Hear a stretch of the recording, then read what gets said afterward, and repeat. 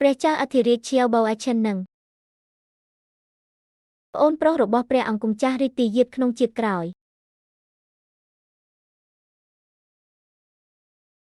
បងប្រុសតើអ្នកមកទីនេះដើម្បីជូនយើងចេញដំណើរមែនទេតើយើងបានផឹកថ្នាំពោលរួចហើយឬនៅ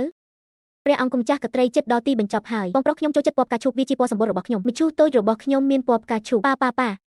ថ្ងៃដ៏អស្ចារ្យមែនកុំបារម្ភអីខ្ញុំនៅទីនេះសម្រាប់អ្នកពួកគេនឹងមិនស្លាប់ទេអ្នកនាងយ៉ានស៊ីវចង់បាន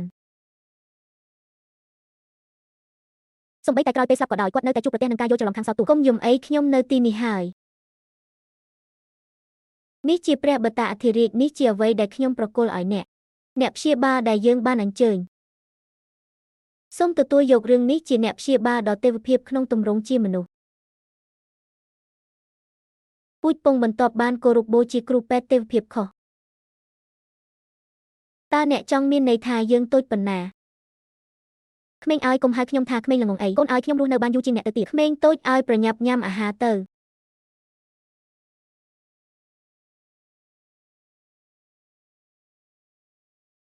តើវាអាចជួយអ្នកបន្សាបជាតិពុលបានទេតើក្មេងតូចនេះមកពីណាខ្ញុំមិនមានពេលចំណាយពេលជាមួយអ្នកទេប្អូនស្រីរបស់ខ្ញុំឈ្មោះយូយីអូបានធ្វើបាបខ្ញុំ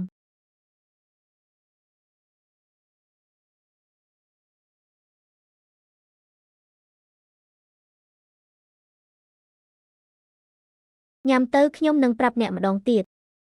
ខ្ញុំមានបំណងល្អជាច្រើនអ្នកនឹងត្រូវគេវាយដំយ៉ាងធ្ងន់ធ្ងររបស់ម្ដាយរបស់អ្នកគាត់មិនព្រមញ៉ាំទេក៏ទុកវាចោលទៅវិធីដែលម្ចាស់ខ្ញុំហើយចង់បានខ្ញុំអ្នកសុំនឹងទទួលបានការវាយដំដ៏ល្អខ្ញុំដឹងថាថ្នាំអភូតហេតុនេះមានខ្ញុំបានឮសំឡេងឆ្កែនិយាយ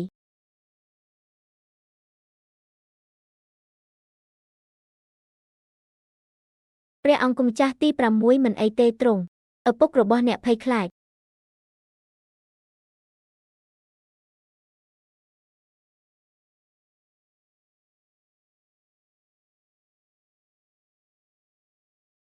ព្រះករុណានេះជាអ្វីដែលខ្ញុំបានបាត់បង់នៅខាងក្រៅកូនស្រីរបស់អ្នកគឺជាចៅស្រីអធិរាជរបស់អ្នកថ្នាំគ្រាប់ដែលពួកគេផលិតមានអានុភាពខ្លាំងមិនគួរឲ្យជឿលោកតាផ្កាដែលថ្នាំរបស់គាត់អាចព្យាបាលថ្នាំពុលទាំងអស់ខ្ញុំជាស៊ីស្មូកតូចរបស់អ្នក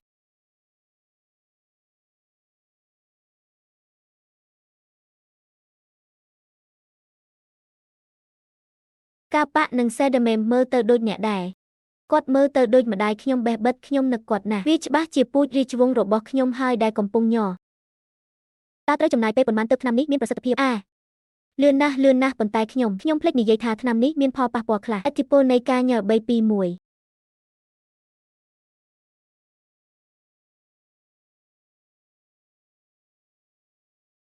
ខ្ញុំមិនអាចទប់ចិត្តបានទៀតទេ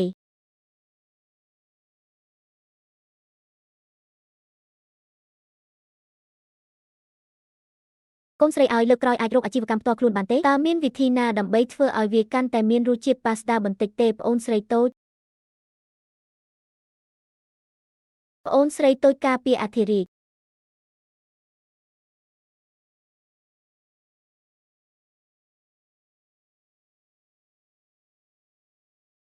ខ្ញុំបានចំណាយពេលពាក់កណ្ដាលជីវិតរបស់ខ្ញុំក្នុងការរៀបចំផែនការនៅស៊ីខ្វាន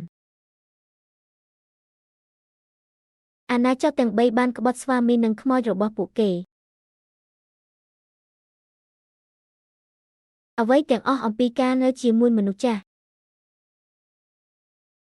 វាទាំងអស់គឺដើម្បីឲ្យខ្ញុំនៅតែអាចឡើងបានតំណែងដ៏ខ្ពង់ខ្ពស់នេះប៉ុន្តែឥឡូវនេះ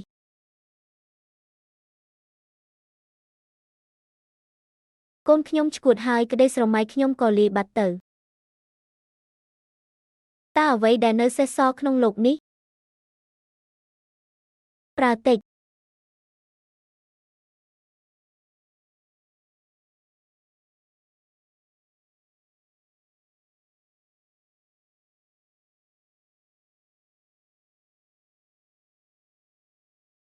ក្មេងមិនគួរនៅជាមួយមនុស្សអាយុ300ឆ្នាំដូចខ្ញុំទេ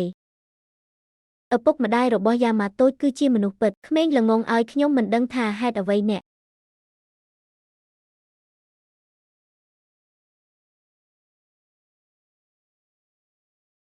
ហេតុអ្វីបានជាល្ងងខ្លៅម្លេះតើយើងមិនយល់ស្របលើរឿងនេះទេបន្ទាប់ពីស៊ីអឺឡើងសោយរាជយើងគ្រាន់តែនិយាយថាគាត់អាចនឹងប៉ះអ្នកកុំឲ្យគាត់ប៉ះខ្ញុំត្រូវទុកគាត់ចោលជាមួយឡានជីវិធីសាស្ត្រសម្ងាត់របស់ខ្ញុំក្នុងការចិញ្ចឹមវាអាចមានអត្ថប្រយោជន៍ច្រើនជាងនៅថ្ងៃជួបគ្នាចិត្តរបស់មនុស្សម្នាក់ពោពេញដោយចិត្តសប្បុរស សូម្បីតែអ្នកដែលប្រព្រឹត្តអំពើបាបក៏អាចកើតជាថ្មីបានដែររសជាតិនៃសុបិនគឺជាអ្វីមួយដែលអ្នកមិនចាំបាច់សួរអំពីវាទេ